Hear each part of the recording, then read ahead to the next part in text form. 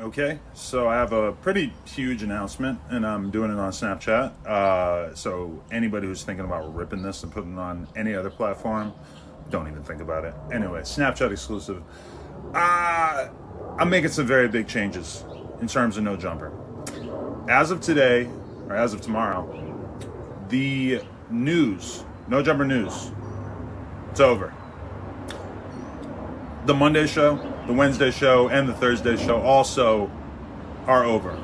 I've decided that I really want to focus No Jumper. So I will be continuing to do the Tuesday show with Lush and Brick Baby. I will continue to do as many interviews as possible. I'm going to have other people on the platform continuing to do interviews. Everybody from, Almighty, Sharp, Brick. I just talked to all these guys, Flacco.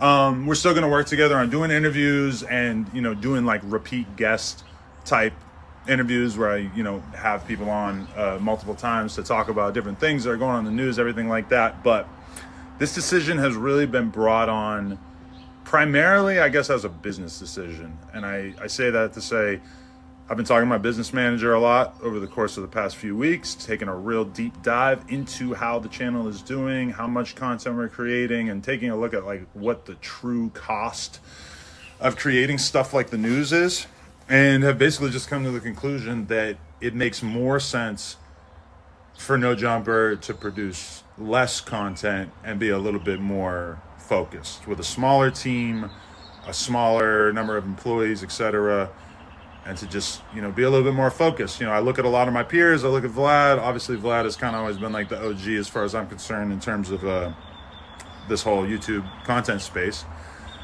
And when I look at Vlad, I think that he kind of does it the smartest way possible, which is like if he wants to have a conversation with somebody, he just calls them in, pays them their rate, and then they do the conversation.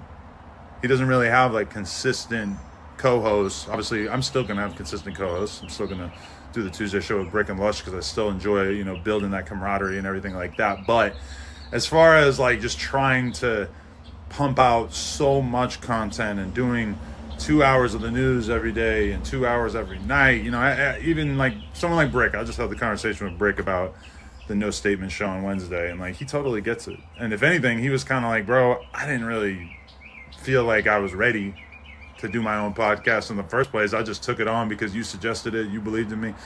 And like honestly, all these guys, from Almighty to Flacco to Sharp to Brick, I've seen all these guys grow a shitload as the years have gone by doing content on the channel. And like, somebody like Almighty, I was just gassing him up. I'll say it here too because I believe it was just that I've seen him grow a lot as an interviewer.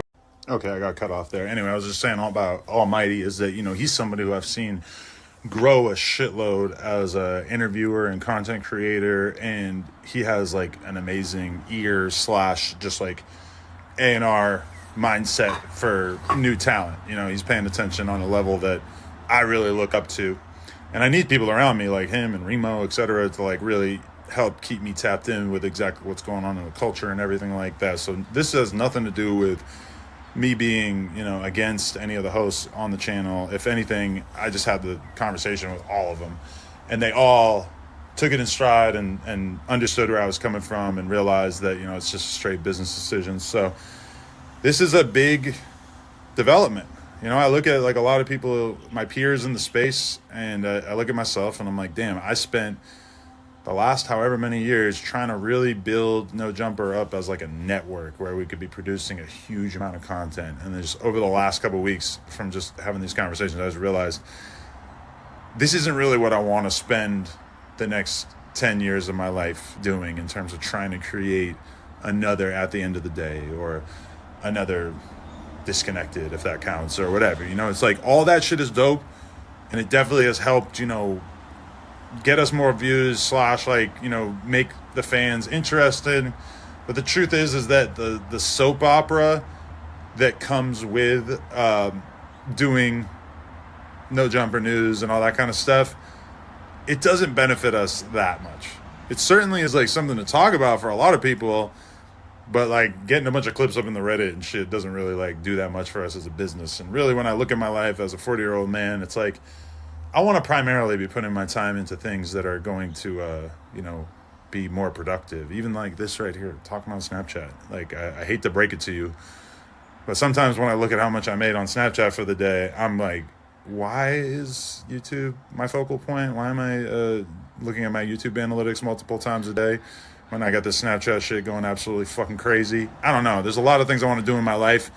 And it's like, if I am just putting out a handful of podcasts per week and then doing the Nojumper show once per week, having some of these other guys do interviews on my behalf, like, that's good enough for me. I don't need to be producing 5 hours of content per week in order to view Nojumper as a success. So, I mean, I know a lot of people are going to probably try to frame this as me giving up, or me being, totally fed up with some of the hosts or some bullshit like that. That's not really the case.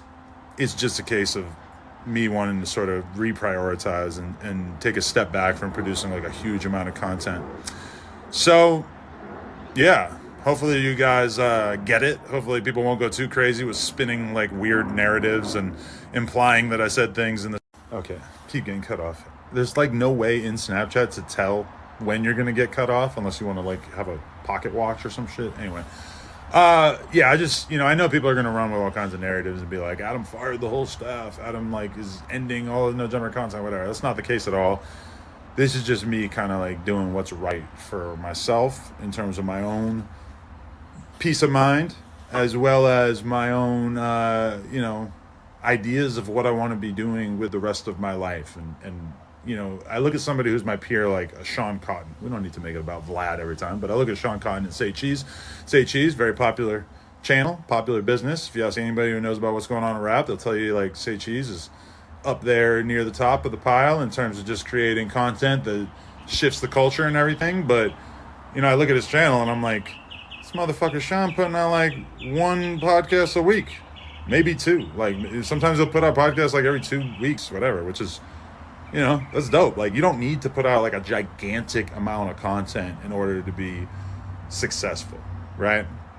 So I think for me, from a business perspective, it just makes sense to make a little bit less content and focus on other areas of the business that are a little bit more profitable, that might have longer legs and everything like that. To me, the business model of just taking a bunch of homies and putting them on camera together and just assuming that the fans are going to want to watch, I don't know.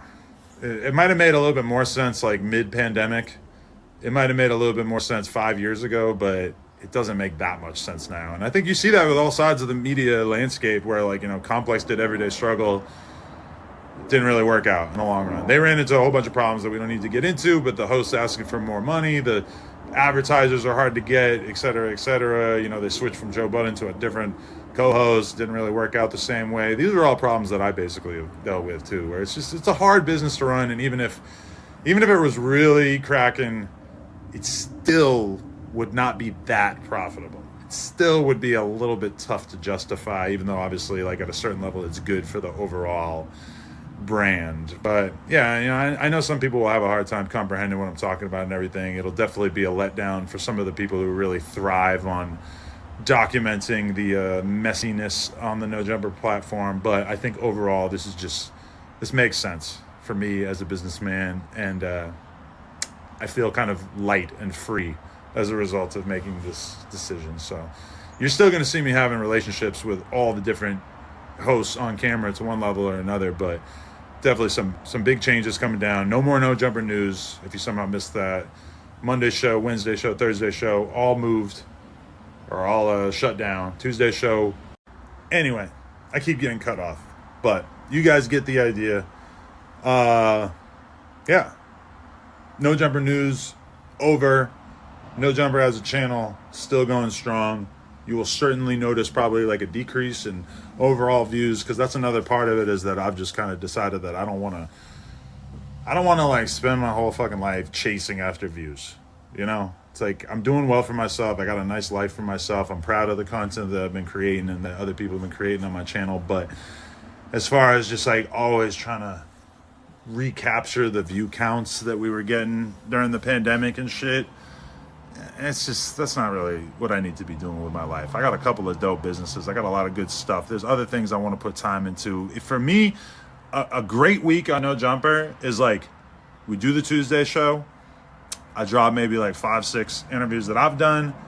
Drop probably like a handful of interviews that the other hosts have done. and we're good. I think that makes sense for me at this point in my life. So appreciate everybody who watched this. Appreciate all the No Jumper fans. Rogue Game forever. I love you guys. Content will be getting a little bit more focused. Over and out.